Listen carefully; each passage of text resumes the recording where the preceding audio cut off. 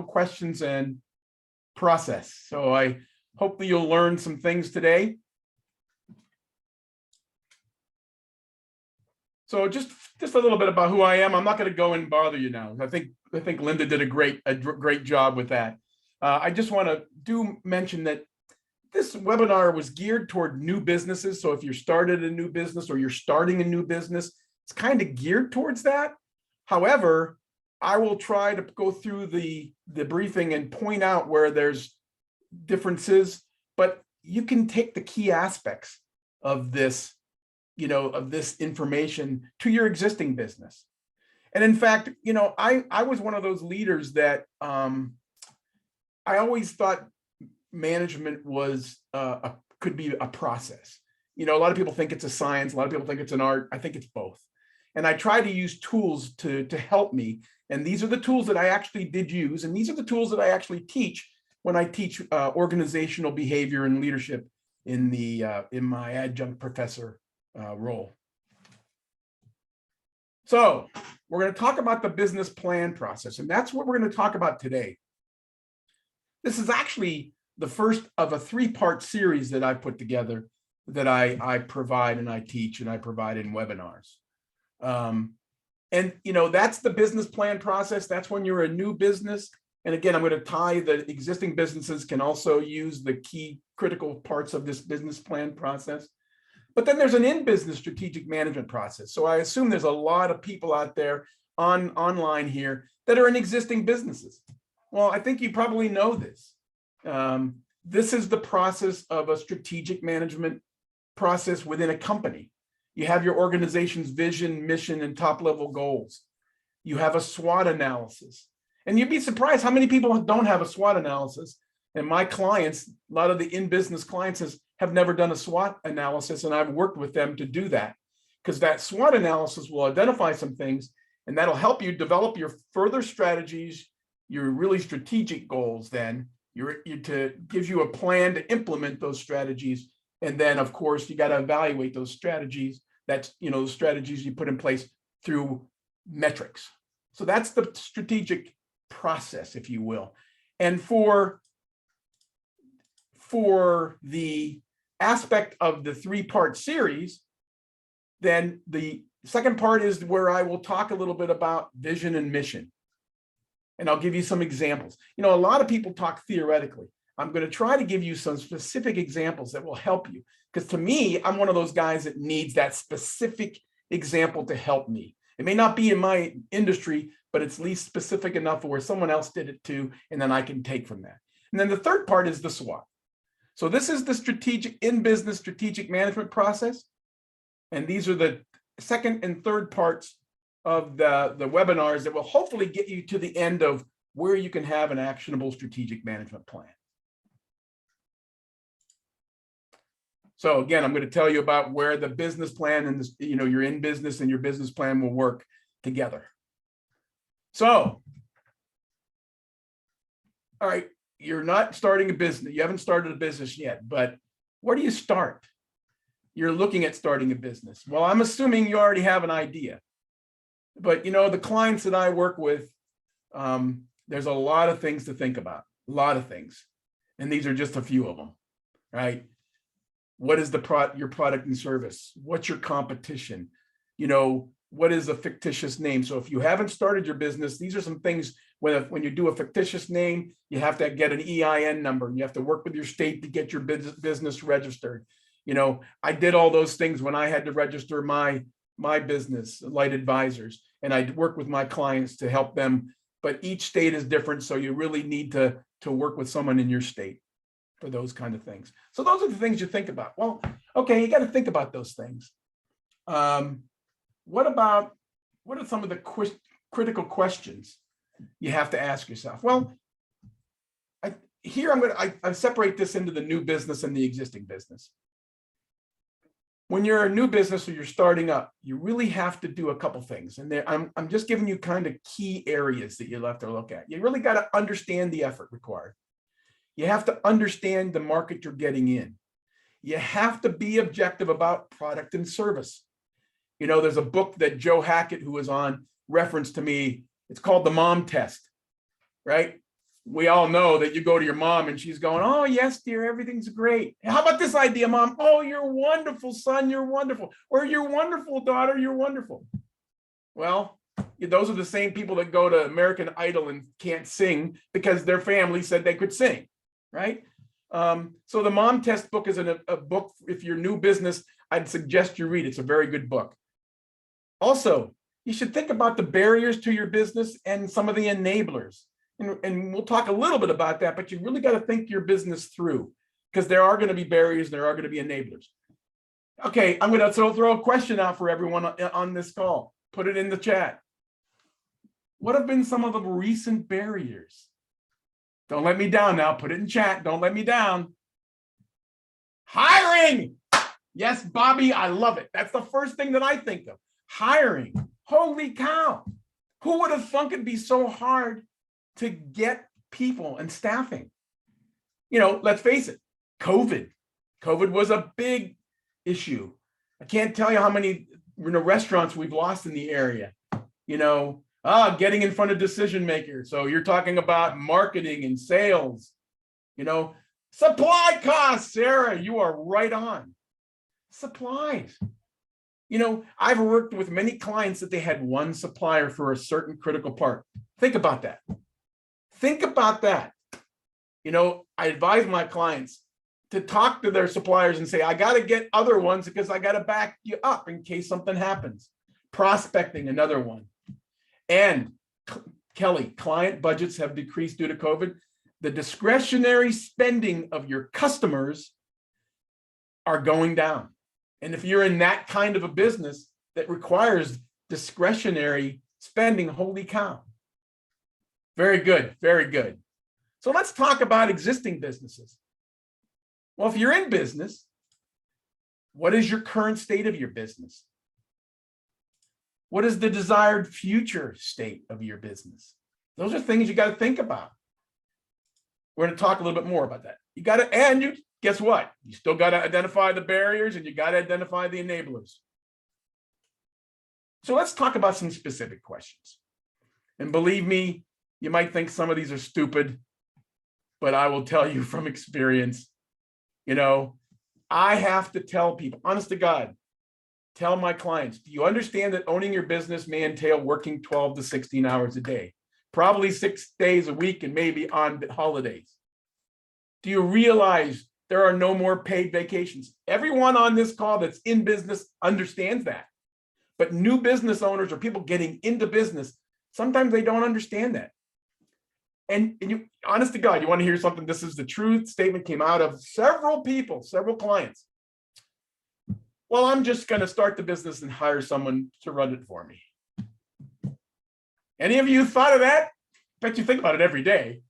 But do you really want to give up the control? And do you really have someone that you can trust? And, we just said, Bobby just mentioned hiring. I mean, really, hiring trusting employees, a lot of things. So these are the questions, honest to God, that new business owners or people that are about to get into business need to think about. Do you enjoy competition? If you don't enjoy competition, how many of you would stay in business if you didn't enjoy competition? Holy cow. I know Linda loves competition.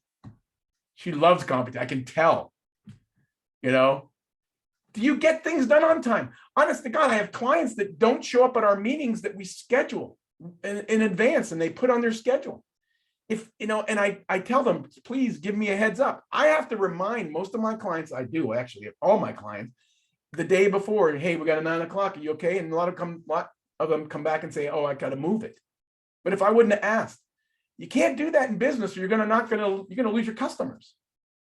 So think about this. If you're looking at getting into a new business or you start, think about this because these are very important questions to ask yourself. Cherie, I hope I said that right. Cherie Gabriel, another key question is why? Do you know why you want to build your own business? Absolutely. Why? The why, the what, where, why, how, whom. Now let's talk about, because then once you get these questions answered, now you're ready for your business plan. Now, hopefully you've started your business or you're ready to start your business or you're getting your EIN and your fictitious name. That's if you're a new business. How about the existing business? What is your current state? What are the financials? What's the environment? How's your staffing? Bobby, you're wonderful. Bobby, I'm going to send you money in the mail because you gave me that. That was the first thing I was looking for. Fantastic. Where do you want to go in the future? And let's talk about this for a second. I say grow or maintain. You know, a lot of times you hear, well, you got to grow. Not necessarily. Maybe you just want to maintain your business. That's okay. That's okay.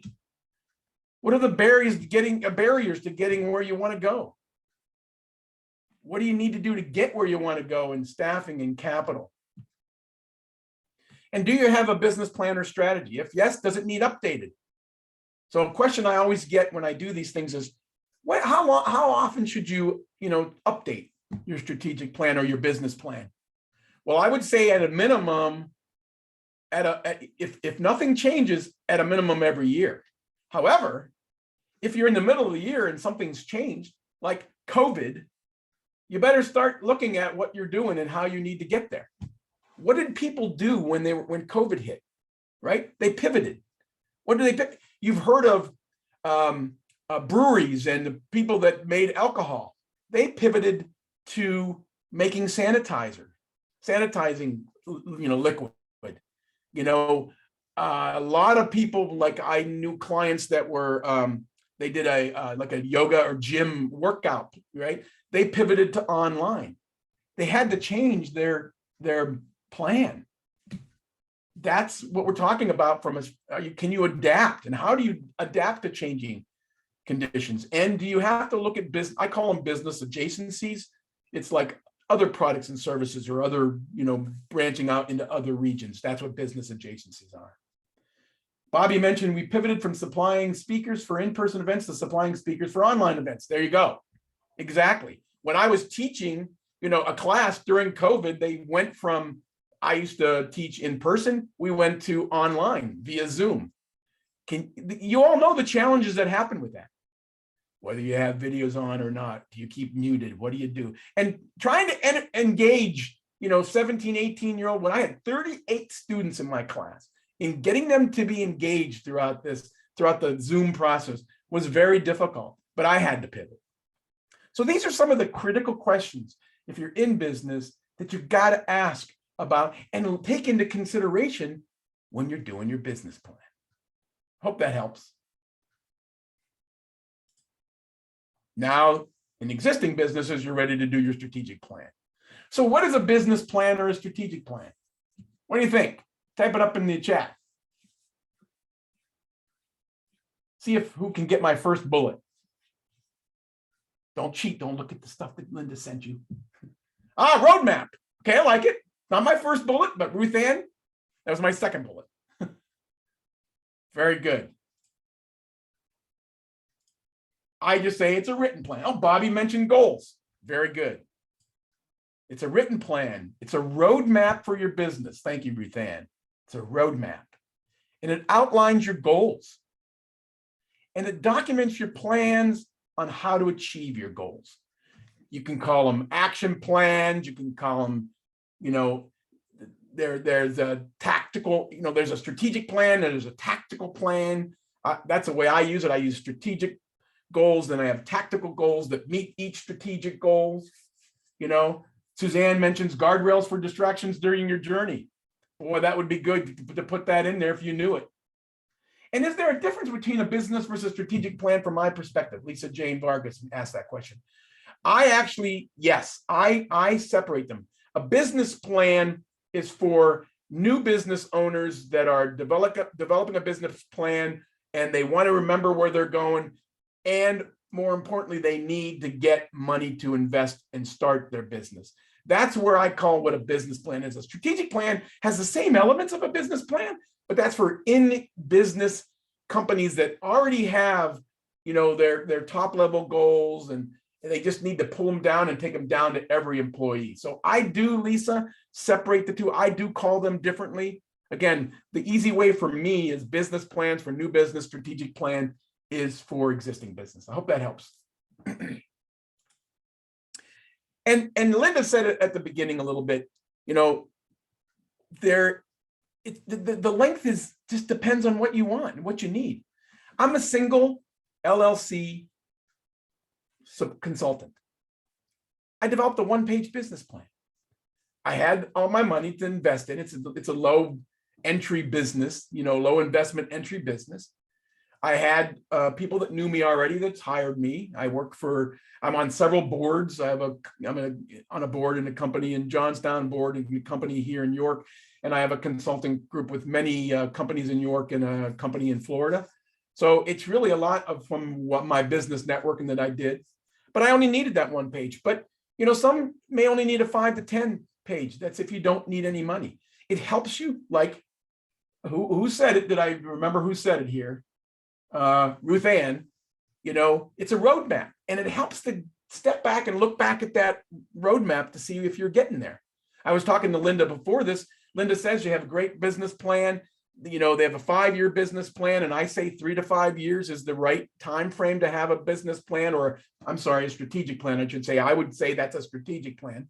And then you kind of go back and you monitor every now and then. You should have metrics in there, and that's what you should do to keep you, on track. But I tell you, if you need investors or if you need to get money from a bank, you probably got to have a more in-depth business plan. I say up to 40 pages. And the majority of those pages are, what do you think? Financials.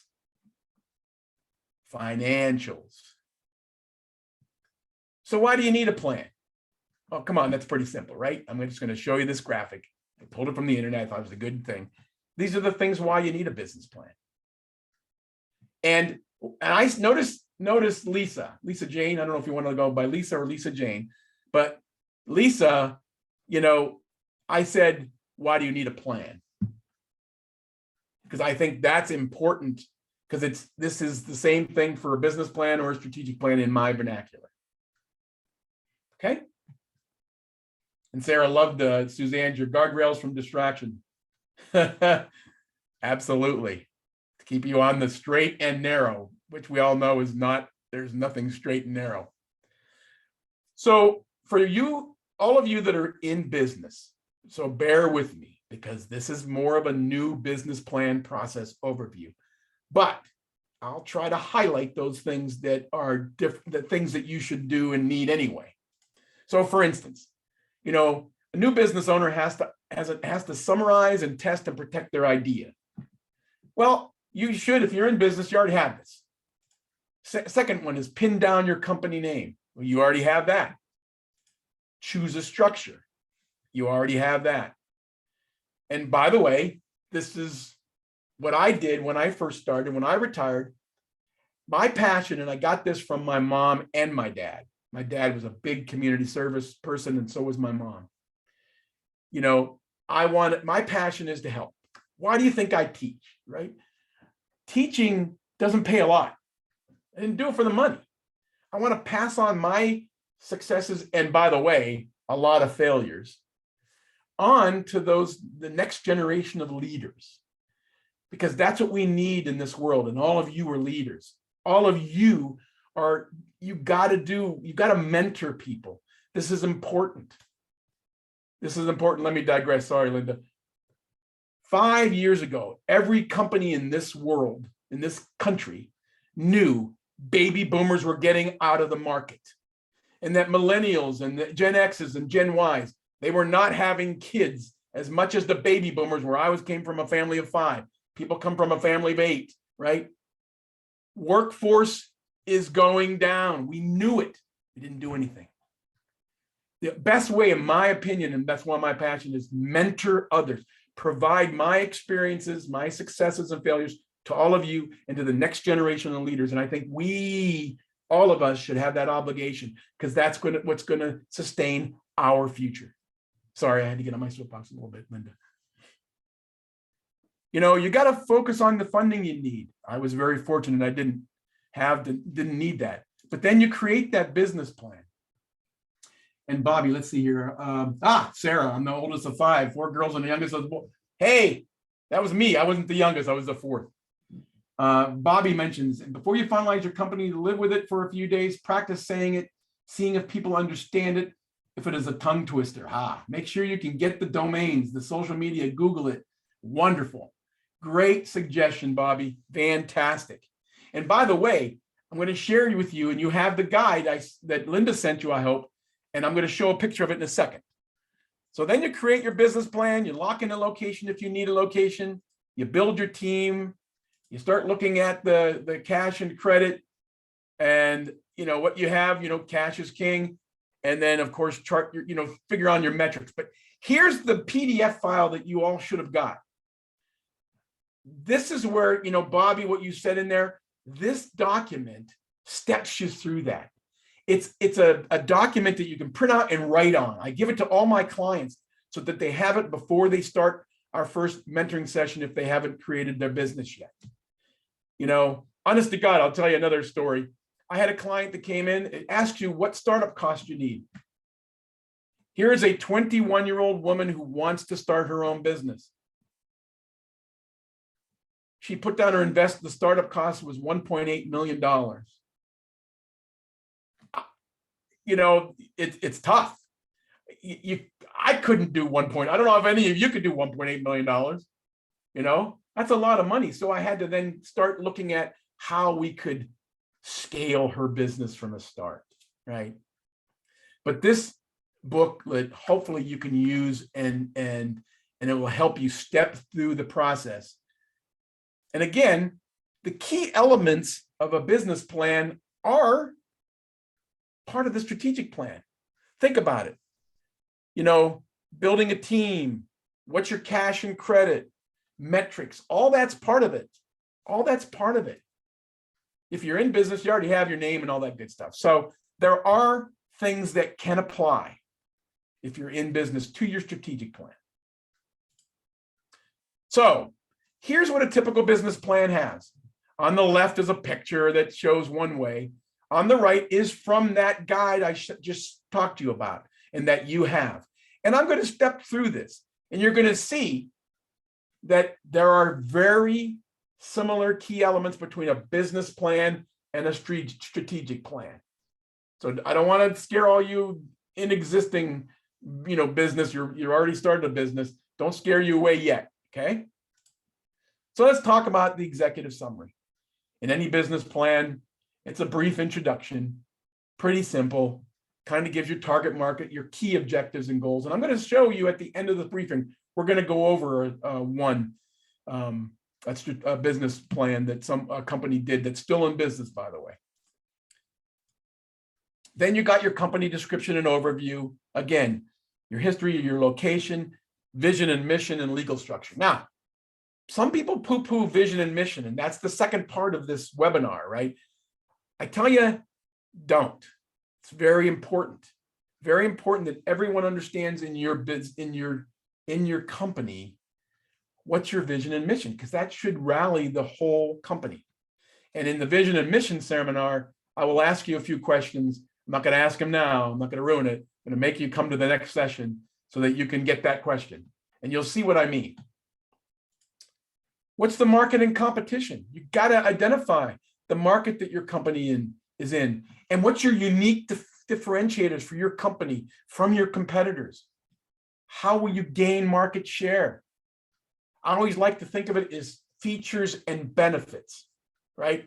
What are the features you provide and what are the benefits that your company will provide your customers? We all know that Apple is unique. And can you be that unique? Hopefully you can. Where they told us what we wanted and we didn't know what we wanted until they did it, right? I mean, can we live without this stupid thing right here, this iPhone? I don't know if you can see it, but can you live without it? I couldn't. It's pretty scary. Identify your competitors and uniqueness. We talked about barriers and enablers in there. Let's say you lose it. Let's say you're monitoring your company in a certain business and a competitor goes out of business. Hey, that's an opportunity you can jump on. Again, we'll talk about that in SWOT, the SWOT analysis, in the third part of this webinar. So you got to identify your competitors and their uniqueness and what they offer and what you don't offer. What is your product and service? Of course, this is just a description of your product and service. In my service, it's a management consulting, so it's a service. Catering kind of is a product and a service. So you're providing a product, food, drink, and of course, you're providing a service where you're going to be serving people the food at a catering event.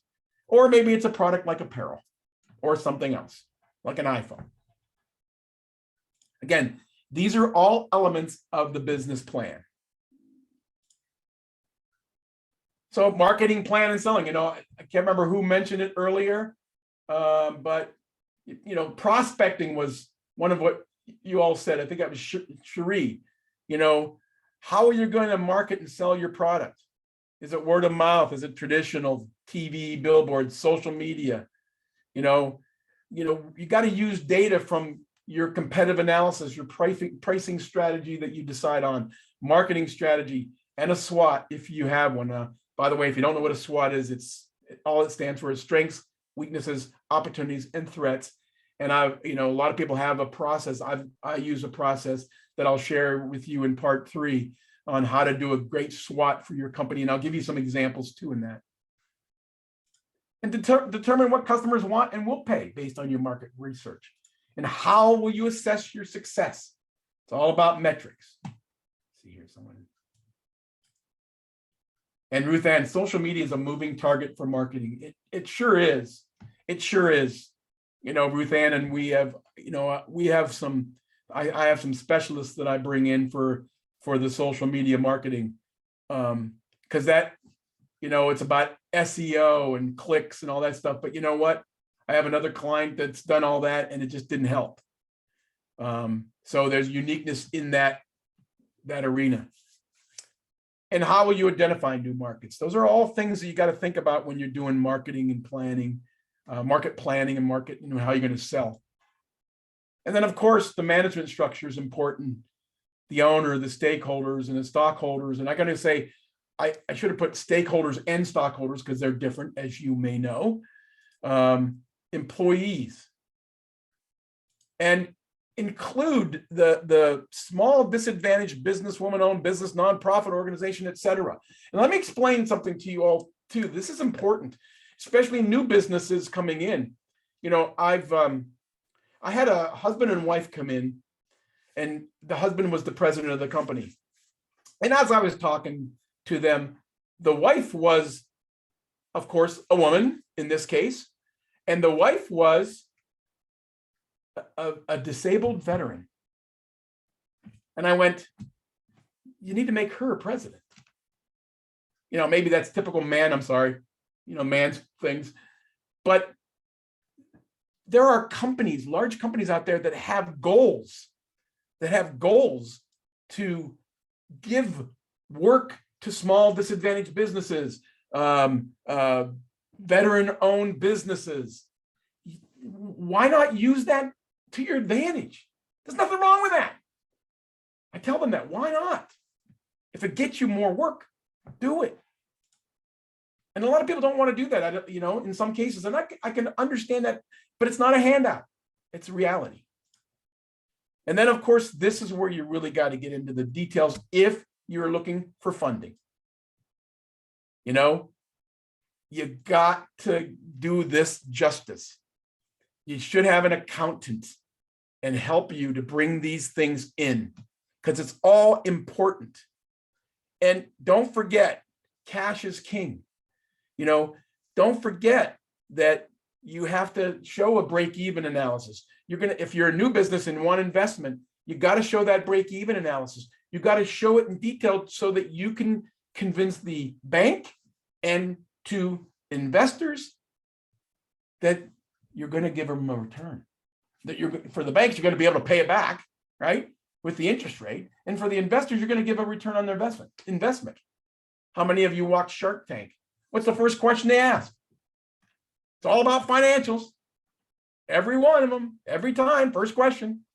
And I wonder how people don't understand why they got to answer those questions. They don't. Some of them aren't ready.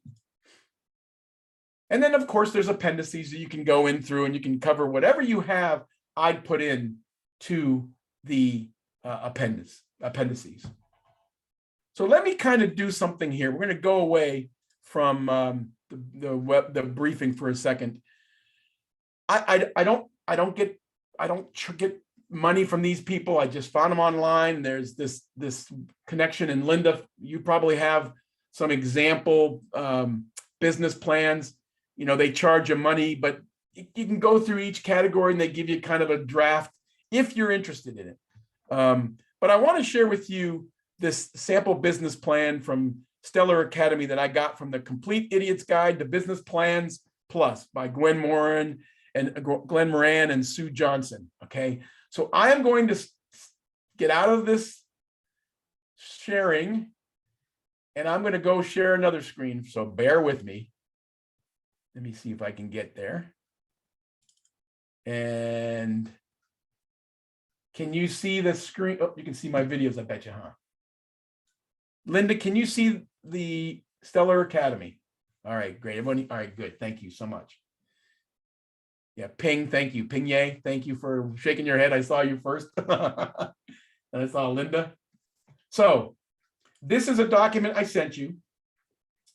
And by the way, if you do research it online, I researched it. There were 2 Stellar Academies, and I went, when I found this, I went, I wonder if still know if they are in business still, right? That would be a true sign. And the other ones in that book, they weren't in business anymore. Or at least I couldn't find them. This one I could find. You just got to make sure you look for the right one. But here's their agenda, or this is their table of contents. And I want to just go over, think about if you were going to be investing in this company, right? Or if you were a bank manager. You know, the goal of Stellar Academy is to provide high quality center-based childcare learning to the Bridgewater Branchburg area. And they go into dynamic, different, dedicated, in demand. And then they go through each one of these. Stellar Academy's competitive edge is the unique view of children and their developing minds. Margaret Bewley has a PhD in education with an expertise in brain-based learning and child development. She won many accolades for her knowledge. Think about this. Look at that. I mean, I don't have any more kids, and I'm thinking about, I want to send a kid to this place, right? I mean, think about that. This is kind of an example of, if you have a business plan, look at that. That was a great business plan. Here, let me get my chat over here. Sorry. I want to make sure. Okay, good. All right. So I wanted to point that out, and you can read this at your leisure, but I wanted to give you an example of a company that's still in business that actually had a business plan and developed this business plan. Market research. And remember, notice this was done in 2005. Look at the market research they provide in this business plan, right? They go into their market research. I mean, you know, they convey to me that they know their market and why they're going to be different and why you can go to them. Keep on. They go into their state regulations. And then they go into their competition. And let me blow this up a little bit, maybe a little bit too small for you. You know, they didn't go into, and some of this, by the way, was redacted. But they go into their strengths, weaknesses, capacity, availability, and cost per week. And then they go into their demographics. Think about that. So if you're looking at starting a business, this is the kind of detail you should think about. Now, what about those of you in business? Well, things have changed. Things are changing. Don't you think you should know a little bit about your competitors? Don't you think you should have some of this information, depending on the challenges that your business is going to be going through? I mean, think about COVID. How did people think about how did they think about their business? They had to do something. So look at this as far as how much detail this company did. And I just wanted to share that with you because I think that it's an example of a company and what they did, and they are thriving still today. So let me get back to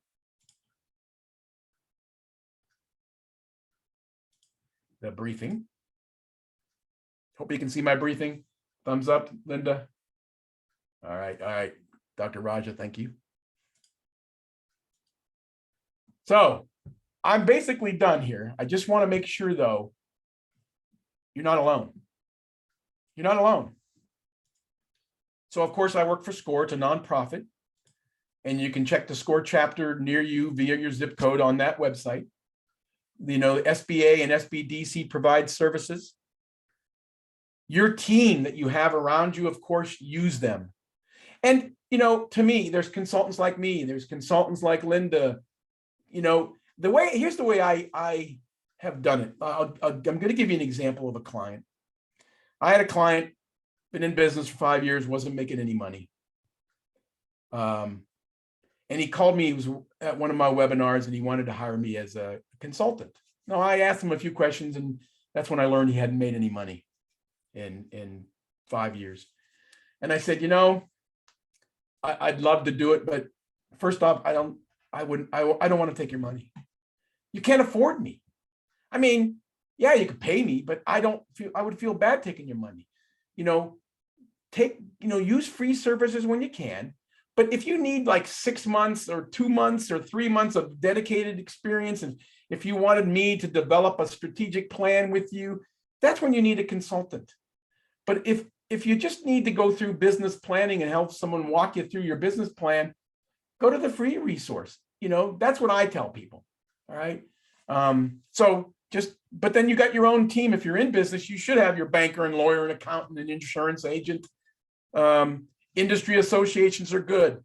You know, Leadership Global is great. And I didn't know, you know, Linda has educated me in all the services that she provides and Leadership Global provides. A great resource.